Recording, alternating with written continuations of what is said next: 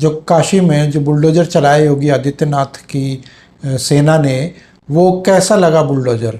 क्या जो शाहीन बाग में आप लोगों ने चलवाया था वो बुलडोज़र था, या फिर जो आपने रामनवमी पे वाले दिन जो हुई हिंसा, उसमें जो अलग अलग तरीके से दिल्ली में और भी कई जगह पे जो बुलडोज़र भेजा था आपने, जैसे कि शाहीन बाग में और मध्य प्रदेश में जो बुलडोज़र चले थे, या कहीं और आपने जो बुलडोज़र चलवाए थे, तो वो बुलडोज़र की प्रक्रिया ज़्यादा कारगर साबित हुई या योगी आदित्यनाथ वाली?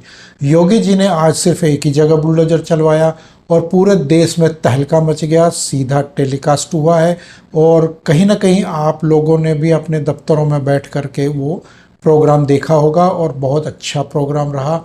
और हालांकि मकान किसी का टूटे तो वो दर्द होता है, हमें भी दर्द होता है, क्योंकि मकान सबके हैं, तो दर्द सबको होता है कि मकान खोना या तोड़ना या टूटना या तोड़वाना कितना बुरा होता है।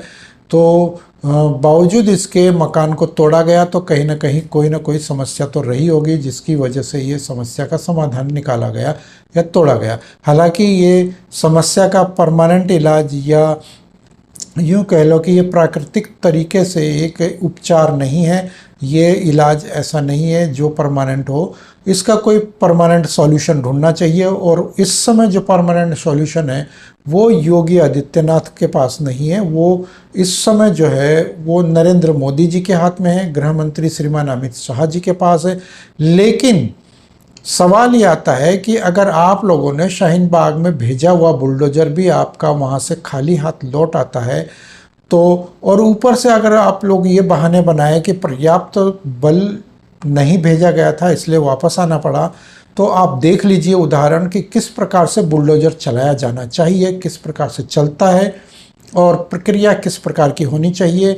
और उसके लिए सोचना नहीं पड़ता कि कब स्टे आएगा और कब हम अपने बुलडोज़र को वापस लाएंगे, और ये नहीं सोचना होता है। योगी जी ने ऐसा नहीं सोचा। योगी जी ने अगर सोचा होता कि स्टे आएगा तो बुलडोज़र वापस आएगा, तो ये भूल जाइए कि योगी जी उस स्टे के डर से बुलडोज़र को वापस बुला लेंगे, क्योंकि योगी जी सोच कर बैठ चुके हैं। वो और उन्होंने अपनी एक्टिविटीज़ के तरीके से तौर तरीके बता दिए हैं, उन्होंने अपने कार्यशैली समझा दी है, बता दी है, और बाकायदा उन्होंने अदालतों को भी समझा दिया है, हाई कोर्ट सुप्रीम कोर्ट को भी समझा दिया उन्होंने, कि जिस प्रकार से पोस्टर चिपकाए थे और सुप्रीम कोर्ट ने कहा कि आपने किस कानून के रहते हुए या किस कानून के किस अधिकार से आपने ये पोस्टर चिपकाया, तो योगी जी ने कहा ठहरिए 2-4 घंटे, मैं आपको कानून भी बता देता हूँ। और उसके बाद उन्होंने अपना कानून बना के और वहाँ सबमिट कर दिया कि ये है वो कानून जिसके तरीके से हमने या जिसके तहत हमने ये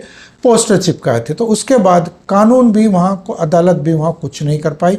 और अगर बुलडोज़र रुकवाने के लिए हाई कोर्ट सुप्रीम कोर्ट अगर आज ले भी आती है अगर स्टे, तो योगी जी के पास उसका भी कोई ना कोई सॉल्यूशन रहा होगा, था, या उन्होंने करके रखा था।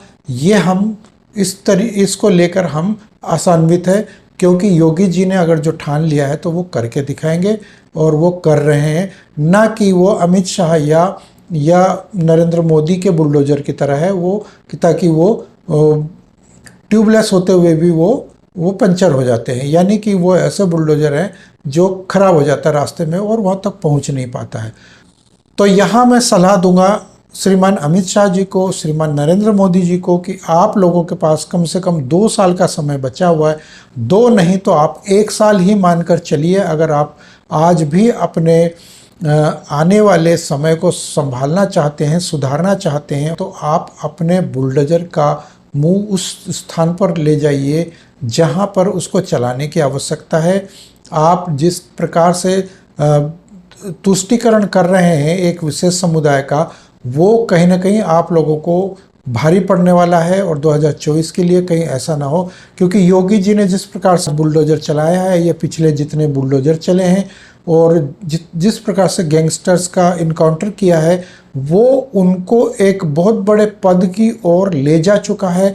यानी कि आपको पद से हटाकर वो वहाँ पर काबिज होने के लिए एकदम तैयार है, ट्रेनिंग पूरी हो चुकी है।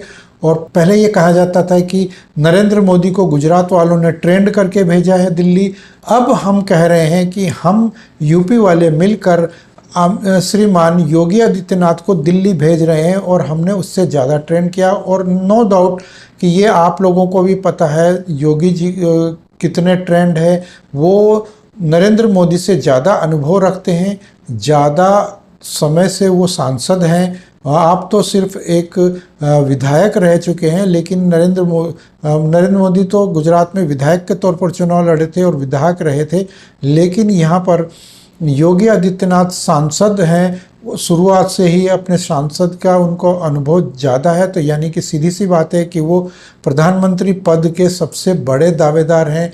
तो ये है बुलडोज़र की ताकत। और यदि आप लोग भी बुलडोज़र की ताकत दिखाना चाहते हैं तो सोशल मीडिया के माध्यम से आप लोग इसको प्रचार कर सकते हैं कि अगले 2024 के लिए योगी नहीं तो भाजपा नहीं। तो मिलते हैं अगले वीडियो में। अगर आप लोगों को मेरे ये विचार पसंद आए हो तो कृपया कमेंट बॉक्स में अपने विचार भी हमें बताएं और जाने से पहले वीडियो को लाइक और शेयर भी करते जाएं। और अगर आप लोग मेरे इस चैनल पर पहली बार आए हैं तो कृपया इस चैनल को सब्सक्राइब करके पास में बने बेल आइकन को भी दबा दें। तब तक के लिए मिलते हैं। जय श्री राम, वंदे मातरम।